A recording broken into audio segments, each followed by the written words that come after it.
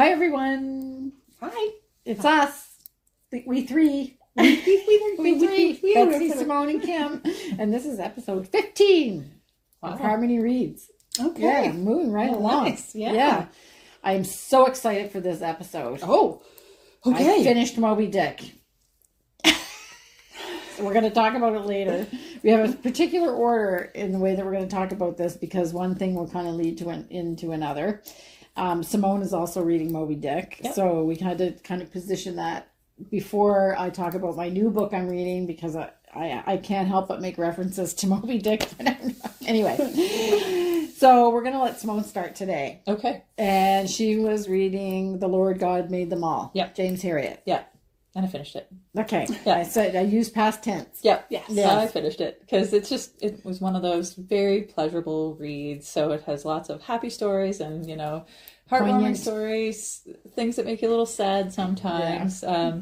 But they're really timeless, and it's a very easy book to pick up and read. Mm-hmm. And if people are talking at you, which happens a lot in my household, it's easy to kind of like put the book away for a moment and then pick it back up because it's a series of basically short stories throughout the book. So each chapter is much like the television series. Okay. Segmented. Yes, segmented. Yeah. Right. So it's just one of those really beautiful, pleasurable reads that you can come back to again and again. Yeah, and you didn't bring your book with you, but did you lose any more pages? You haven't lost. That's why any, I didn't take it because it's so beat up. Yeah, well loved. Yeah, it's like the Velveteen Rabbit. Oh. Yes, yeah. Except that's my books. Favorite. Yeah. Okay, so then the next book you started, Murder on the Orient Express. I did. Yeah, so I'm sure you've read it before. Yeah. I've read that Yeah. I have never read it. No. I know that one. Yeah. Agatha Christie? Yes. Yeah. But that's a Hercule Poirot. Can never say his name. And it's funny because when I first heard about Agatha Christie, I actually saw the show before I realized that there were books. Oh, okay. And every time I read a Poirot book, I always pick, is it David Lucet? Is that how you say his name? I'm not sure. As the, vision in my head of I what see. The Hercule Poirot actor is. who played. Right. Yes. Right. I see. Yeah. Okay. I'll have to look up his name, but in my mind, he's the perfect Poirot. So that's who I picture. He embodies the spirit of talking about the little gray cells. Things He's so snobby and I wonderful. know he's very particular. Yes. Yeah. So then that's it? I'm about a quarter of the way through, so the murder has happened, and he is just starting to investigate. Mm-hmm. So they're noticing some inconsistencies, and they realize that it's not just one person. Oh. But they don't know quite yet how these people got in, because the train is stopped because of snowdrifts. Okay. And the window is left wide open. But there's no prints in the snow. So how did the murderer get into a locked carriage? Right.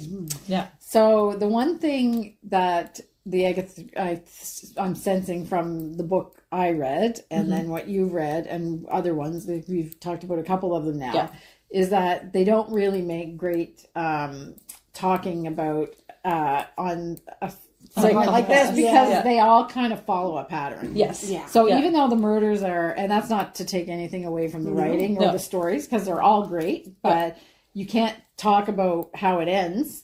Yeah. But they all kind of have like a similar, what you can talk about without giving the story away is the same. And I don't want to say she had a formula, but she sort of had a formula. Yeah, she had a course of events that she'd like to follow, basically.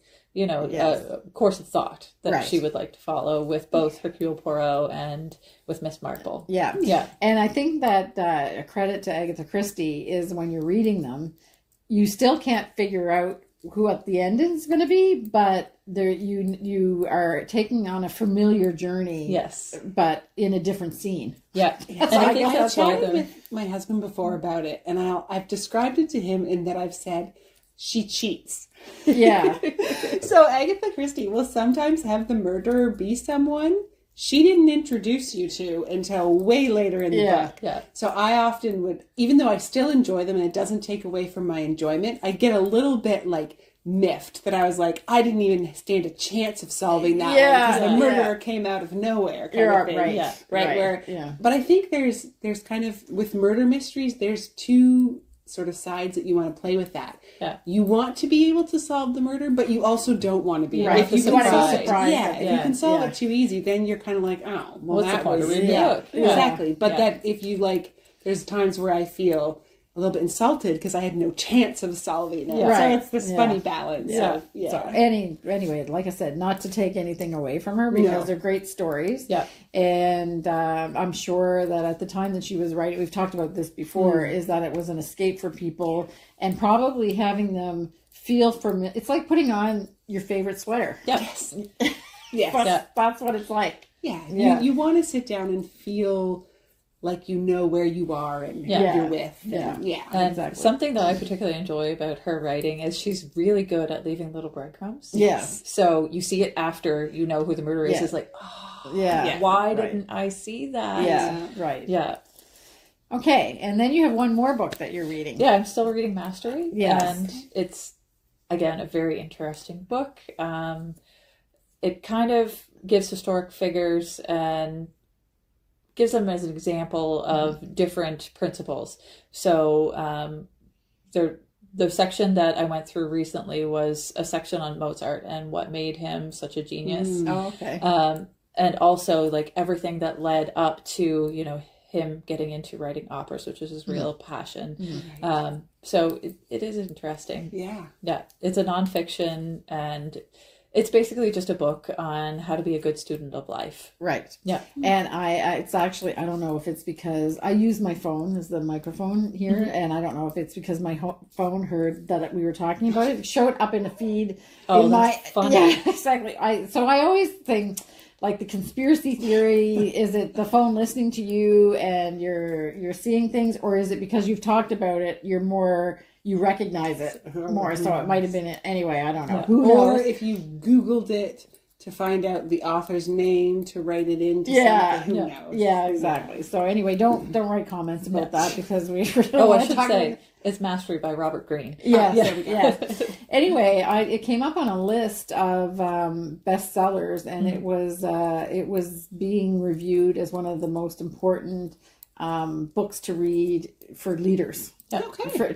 To build leadership skills. Yeah. So or just basically, if you want to improve anything in your life, it's another one of those books that's really good to, kind of help you level up. Right. Okay. Yeah. So you're also reading Moby Dick. Yes. Right. You're busy. Yeah. I have a book for every mood. And people think I'm kidding. No. Yes. So I finished Moby Dick. Yes. And so this is what it's been a while now because I only had like a few pages left when we were here the last time. So I finished quite a long time ago. And the first thing I said when I came in after I finished it was, I cannot believe that we went through 490 pages to get to a 40-page section when actually you finally see the whale and the story happens. There's a story. The story happens in 40 pages and then it's over. It's kind of like, wow, okay. So anyway, the ending was fascinating, and I was going to do a spoiler, but maybe I won't do a spoiler. Give her. Yeah? Okay. Yeah, because anybody that hasn't read the book before is probably not going to read it, and if they do, it's because they thought what you said was intriguing. Yeah, okay. So I kind of gave Simone a bit of a hard time because we sat here and I asked her, I said, does the whale die? And she was like, but actually she didn't remember because she's getting two books mixed up between two whale books that she read. Yeah. A Whale for the Killing was the other one you read, right? And then there was a couple others as well. So I went on a whole whaling industry ocean bender. Oh, okay. So things get a little blurry sometimes. Moby Dick does not die. Although I have to say, because we hear a lot about right whales and stuff like that here, getting tangled up in fishing because we're on the coast, that by the amount of gear he had attached to him by the end of the book, I'm not sure how long Moby Dick lived after that. Right. But anyway, he's not dead by the end of the book. Okay. And he gets his revenge.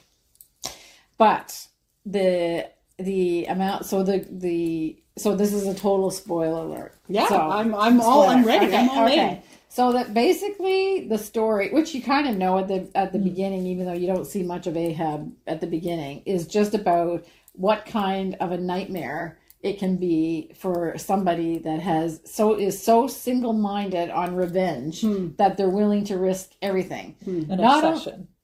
Pardon? An obsession. And not only risk their own lives doing it, but risking everybody else's around them too. Yeah. And the only question I would say was at the end, why didn't Starbuck or Stubbs actually just stop him?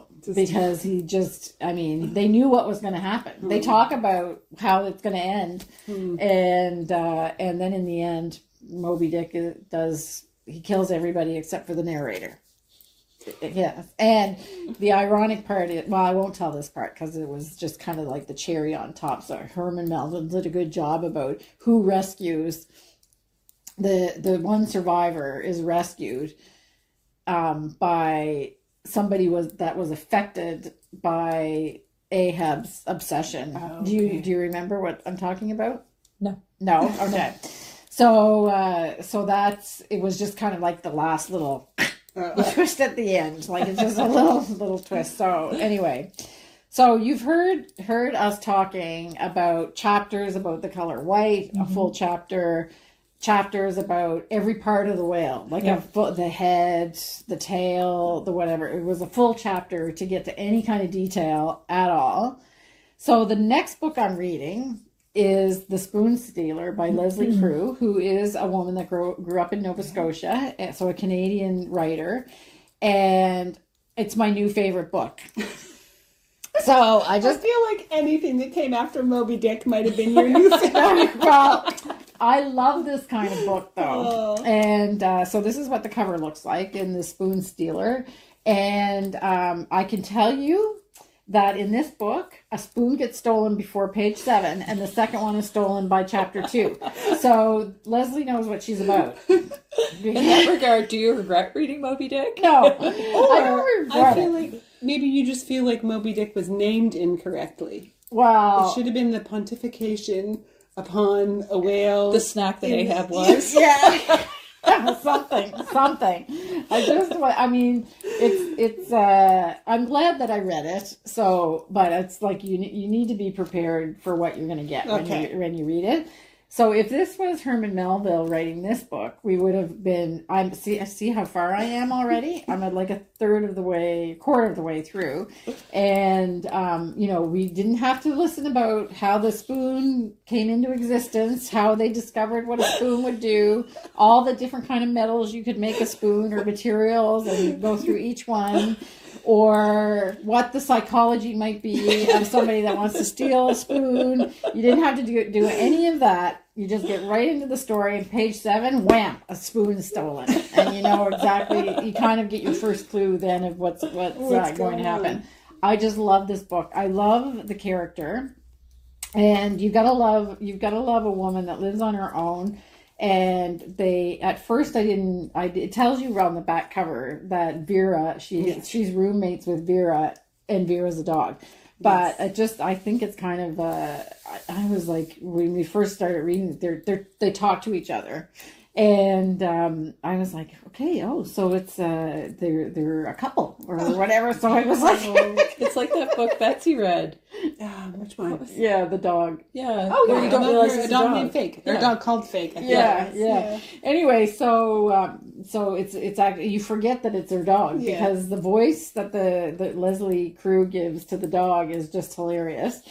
And they have these great conversations and everything. So the premise of the book is an older woman that lives in a small town in England, and she's kind of lonely. So she joins a class to to teach you how to write a creative writing class, which is to write your memoir. Oh, fun. So the book, it's in 1968, is the present day setting, but she was born and was, a child. I think she was born at the end of the 19th century, so 1890 something probably. And so she's writing her memoir. So you get her present day story, and then when she does her homework for the memoir session, she reads her memoir. And there's a group of 6 women that are part of that club that they have at the local library, and some of the women are locked up. So their memoir is a paragraph. And she, of course, they've all read their little piece of paper that they brought, and she brings out her folder with her clipped pages together and starts to read what she wrote for her memoir. Right. So you're unveiling the story of, there's her brothers go to the First World War, and so you have the 2 lines, the paths going at the same time. It's so beautifully written that you really are fully invested right from the get-go. Like it's really, really well done, and I'm so proud that the writer comes from the East Coast of Canada, and the journey that she takes you on, it's just so beautifully written. It's happy, it's sad, it's like all of those things that you want. And it kind of is for anybody that wants to know sort of how for me, it has nothing to do with this story, but it kind of has the same feeling as Fried Green Tomatoes. If you've read that. I haven't read it, but I've seen the movie on that one. Yeah, so that's a beautiful book, and it's very poignant, and this kind of has the same feeling, even though the stories have nothing to do with each other. Totally different. So there's a couple of people who've already commented that they bought this book and are going to read it with me. So you're probably done already, because I'm at breakfast, I'm reading, and then it's really a great book. And Lesley Crewe has quite a few novels out. So my sister Michelle has warned me that now you're on the drug.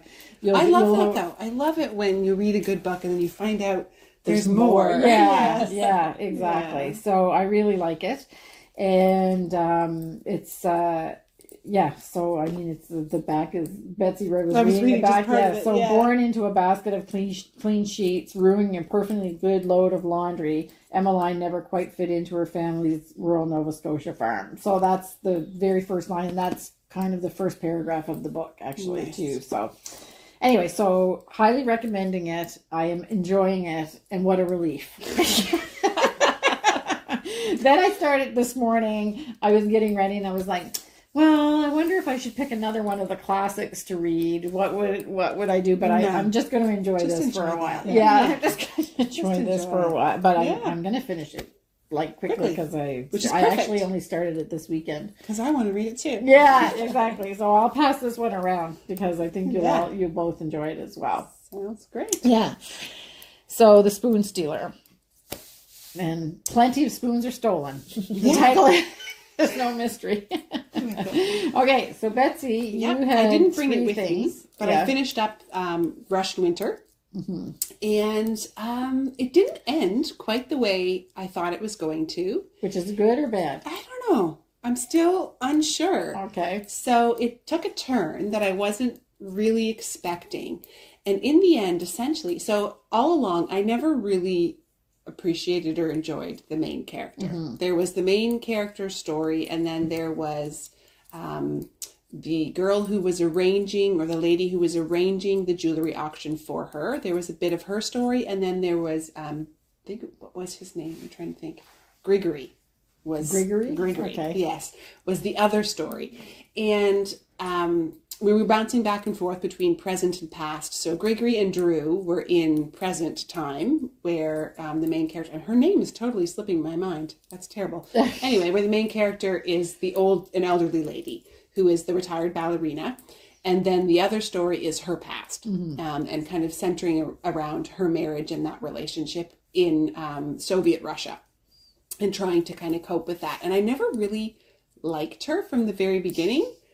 And I never really liked her at the end. She's not one of your book friends. She does not grow on you. No. Okay. And then at the end, she just makes some decisions. So I thought, her getting out of Soviet Russia would be because she had a really good reason to. I mean, she had good reasons too, but they're also her main reason for leaving in the end, and how she does it is actually quite selfish. Oh, so it's kind of like an anticlimax. Yeah, and the decision she makes, basically she makes one decision, and in a rash moment of anger, based on something, an assumption she makes, she ruins a bunch of lives. Oh, okay. And I was just kind of miffed at that. Oh, and I was like, you nasty lady. Okay. Selfish and self-centered. Yeah, or just, and it was in a moment of selfishness. It wasn't like she was, she was somewhat selfish, I think, within her relationship, sort of. But you're torn because she's also dealing with the fact that her main focus in life is to be a ballerina. And you see, you were talking a bit about obsession, and that, I wouldn't call hers an obsession, but it is definitely a dedication to the point where she is not allowing other relationships and aspects in her life to develop because that is her focus. So she loses people because of that, because of that sort of single-minded focus. And then she also, I think it's a bit of a play on, the whole idea is that in this time in Russia, everybody was suspicious of everybody. You didn't know who you could trust. So you're left in suspicion all the time. So what happens, I think, essentially is this suspicion gets to her, and she kind of has a bit of a break with that and just makes some assumptions. And then, like I said, those assumptions move forward and ruin a bunch of people's lives. Yeah. Wow. Including this Grigory in the future. But I won't get too much into his story because it'll give stuff away. So he is essentially looking to find out, he's adopted and he wants to find out who his parents are. And he thinks he knows. But in the end, it takes quite a twist. And I think the main character thinks she knows up until the very end. She thinks she knows who his parents are. And that also takes a twist. And it's not who anybody. The story is not at all how she, and I'm trying to remember exactly, but how she finds out. There's a few pieces of evidence that come together that dispel the assumption that she had made. So at like 80 some odd years of age, when she doesn't have a whole lot of time left to live and she's got significant arthritis that she can hardly move, and she's been quite bitter most of her life, she actually finds out that she held on to this bitterness under a wrong assumption. Oh, wow. Okay. So it's just kind of like, life lesson. Yeah, where you really do feel like, okay, you should have maybe slowed down a little bit. Yeah. Have a second thought about that. Simmered on down a bit. So simmer down, Beaster. Simmer down. But yet you also, you feel for her through the story because there is a lot of oppression going on as well. So yeah, it's one of those where you're a bit conflicted. But in the end, ultimately, I was like, no, I didn't really like it. I didn't really like it. And you said in the last episode that you didn't really have anything in common with her. No, either. I didn't. So if you had something more in common, like if you were a ballerina, maybe. And I think just ultimately we approach life differently and we approach people differently. Right. So I try very hard in my life not to put all kinds of things and what I enjoy above relationship. But for her, it was her goal, and then it was relationships. Right. So we just do life different. Yeah. So anyway, I got through that one. Then I wanted just something sort of short and sweet and quick. And so then I read this one here called That Part Was True by Deborah McKinley. And I just sort of grabbed it off the library shelf and wasn't really what I expected. Didn't really know what I was getting into. Yeah, but what is it about? So there's a famous novelist who kind of gets into a bit of a slump. He goes through a divorce and then kind of just isn't sure he really wants to keep writing what he's been writing, feeling a bit of pressure from everyone that like, okay, you've made it big, so now it's time to write your real masterpiece. And he's kind of like, I don't think I have a real masterpiece in me. I think I'm just a novelist. He's like a journeyman novelist. Yeah, and he's okay with that. So then he has one of his fans writes to him and they take up a correspondence. And their correspondence and the little bit of, I don't know, written relationship you could call it, they don't ever meet, is around food his love for food and her love for food. So they're swapping recipes back and forth. Okay. She's in England, he's in the States. He lives a very sort of wealthy, famous person's lifestyle, and she lives a very quaint, not a small life, but, well, yes, she keeps her life small, and you find out why as things go forward, why she chooses to do that. She had a very overbearing mother, and that mother has since passed away. So she's trying to work out her relationship with her daughter, who was actually very well connected to the overbearing grandmother/mother.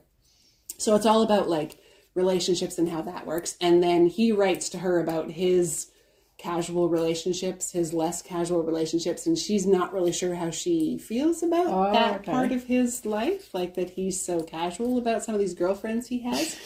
And she's trying to decide whether it bothers her or not. And so anyway, so it's just this whole thing on relationships, and the book is basically about them trying to decide if they're ever going to actually meet or not. Oh, okay. So, wow. Yeah. Which I will spoil it in the end. They don't, but I respect their reasons for not doing so. Oh, okay. Yeah. Cool. They realize they like being friends, and meeting might ruin that. Yeah. Knowing each other in person might end it. Yeah. So, funny. Yeah. Okay. So that one, it was quick and easy and straightforward.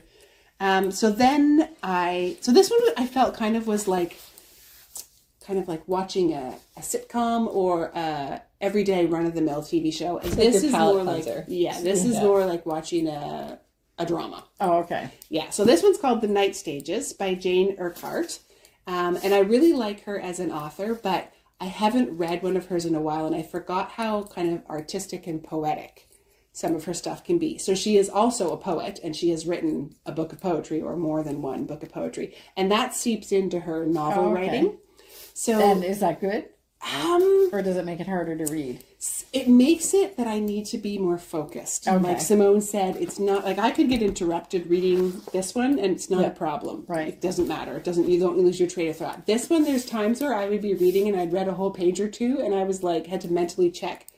I don't know what I read. I'd be like, I don't know what I missed that because my brain has started going somewhere else. Right. Yeah. Okay. So it's a good story in the sense that it's full of tragedy and heartache and melodrama and melancholy. It's not a happy story.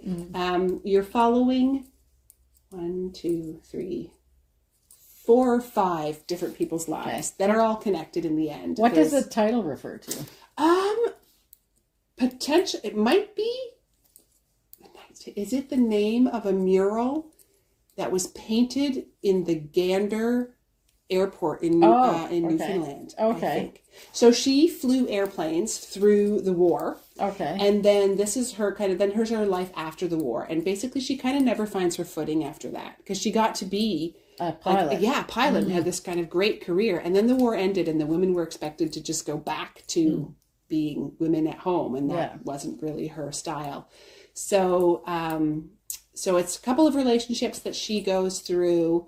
There's betrayal, there's unfaithfulness, there's obsession with very little knowledge. So it's a couple of brothers and one of them gets quite obsessed with someone who he's never really even talked to. Oh. So it's just a look at humanity, I think. And it takes place, the brothers are in Ireland. And the other little bit of story is the painter who painted the mural in the airport. And his story, he's from Saskatchewan.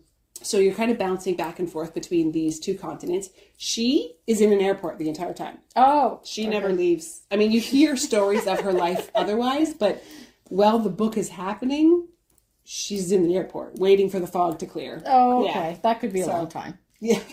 Especially in Newfoundland. Yeah.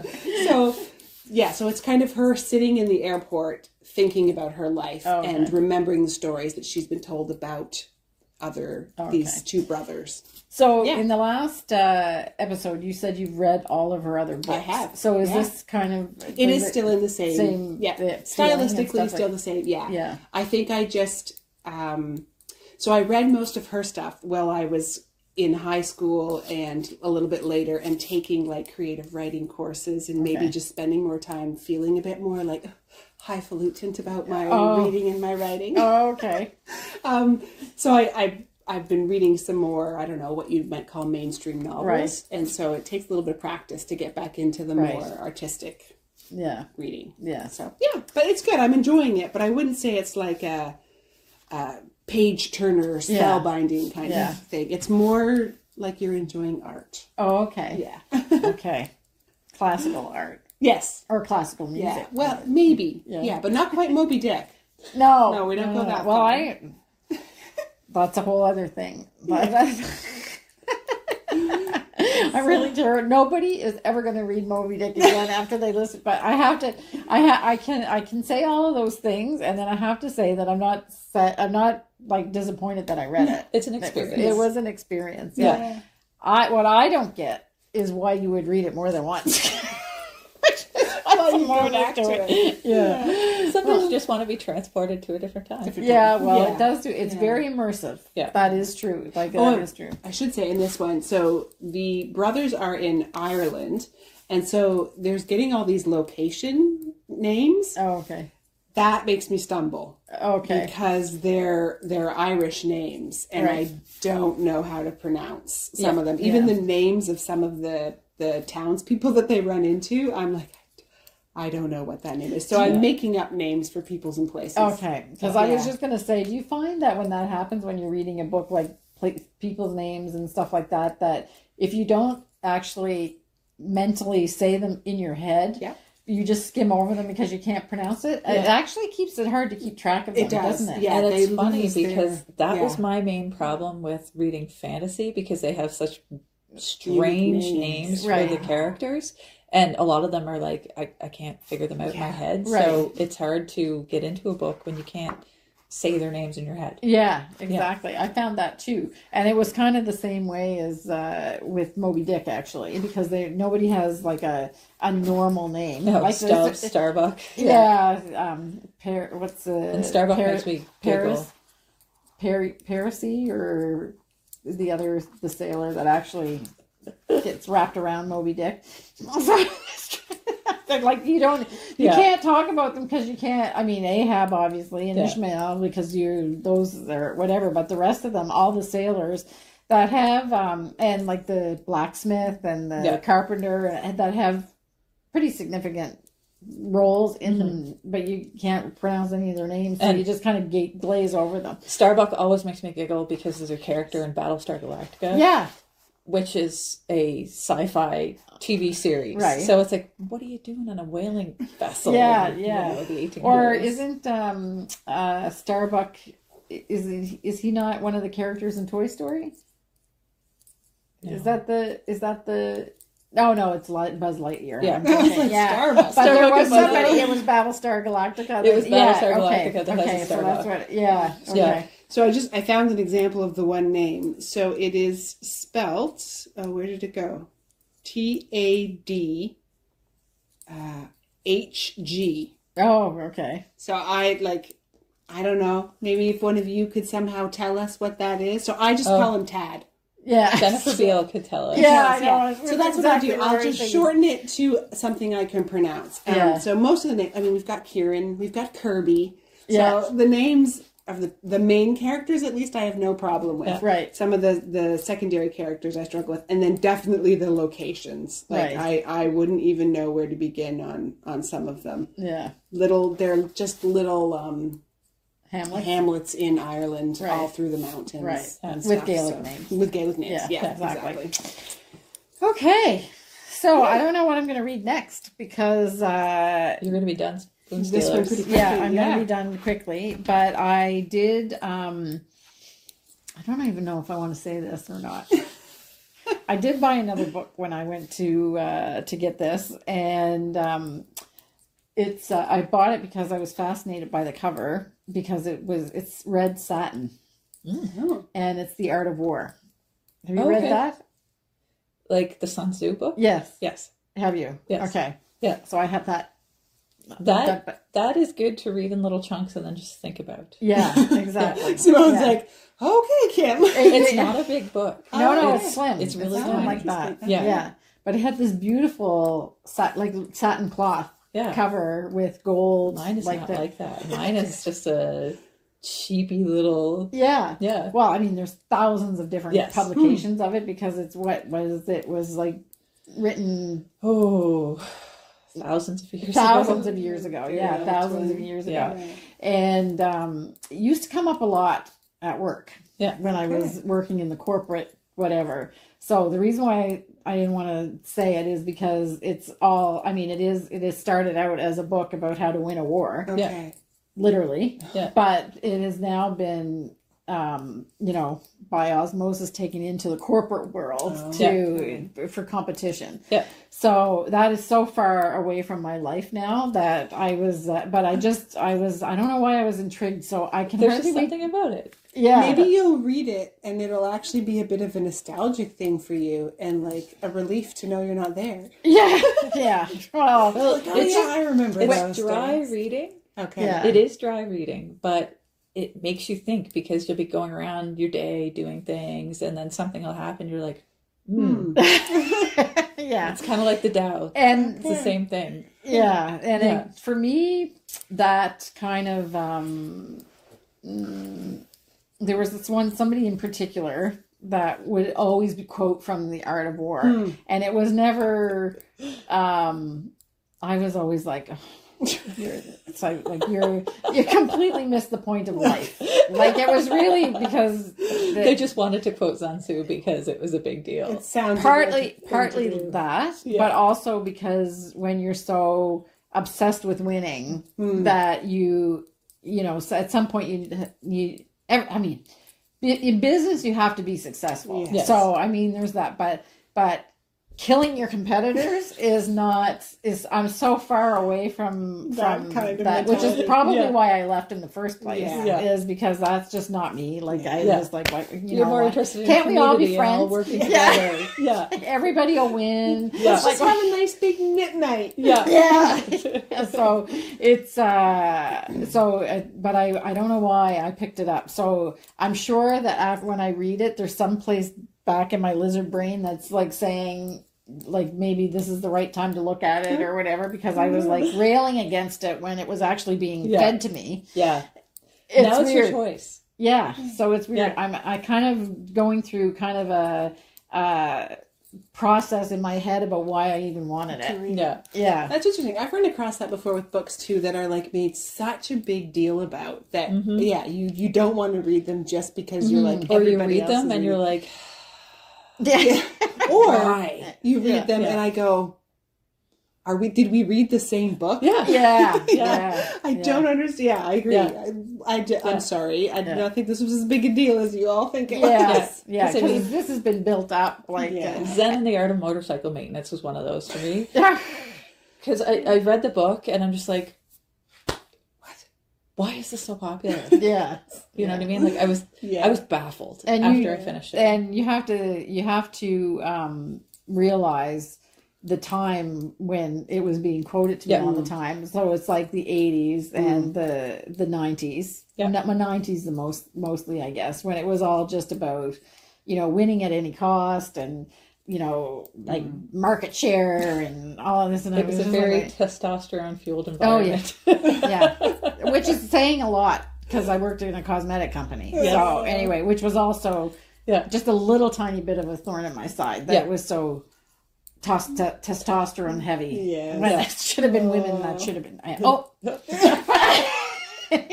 Anyway, so I'm just, So actually, okay. Yeah. Actually, I might be ready to take on that challenge. Might be a therapeutic read for you. Yeah. I don't know. I'm just interested. And I'm not going to read it like I might talk about it if I pick it up, but I don't have any plans to read it. Okay. I just have it. Right. And it's there. Really funny that you bring that up because I said something to Kirby the other day and I quoted the book and he goes, "Oh, that's Sun Tzu." And I'm like, Oh, so you actually quoted it just the other day? Yeah, to Kirby. Weird. Yeah. That's weird. Yeah. And it's the fact that he knew it. We never talked about it. No.